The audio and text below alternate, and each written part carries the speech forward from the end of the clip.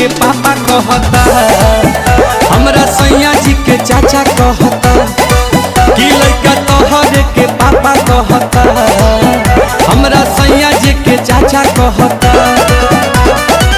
ओही दिन से खोजता ते रोवता चिल्ला के, ओही दिन से खोजता ते रोवता चिल्ला के। सोझा साबा का ई साफा कहता, लड़का तोहरे के पापा कहता कि हमरा सैया जी के चाचा कहता कि लड़का तोहरे के पापा कहता।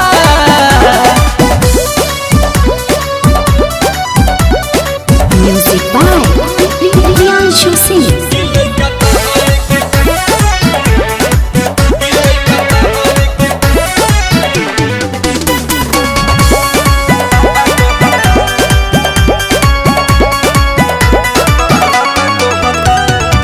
केतनो मनाई दूध पीली धराई तनिको नाही चुपाला हो। सासु ननद गोतिन देवर के छोड़ सैया के कोहरा न जाला हो। केतनो मनाई दूध पीली धराई तनिको नाही चुपाला हो। सासु ननद गोतिन देवर के छोड़ सैयों के कोरा न जाला हो।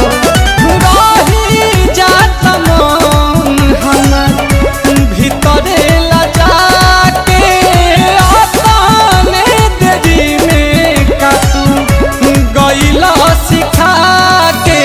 खाए के गोलगप्पा कहता, लड़का तोहरे के पापा कहता कि हमरा सैया जी के चाचा कहता, लड़का तोहरे के पापा कहता।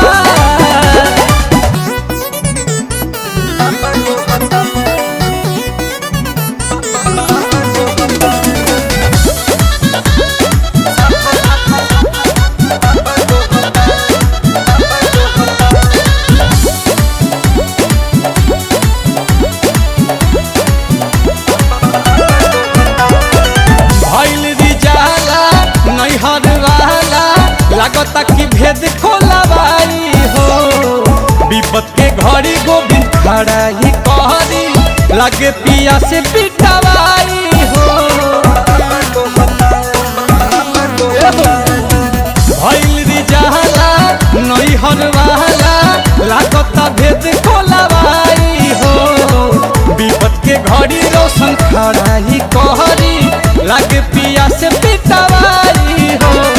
लवले आशुतोष बाई गजबे के धान सोना पे पताई जाला नीलकमल के गाना।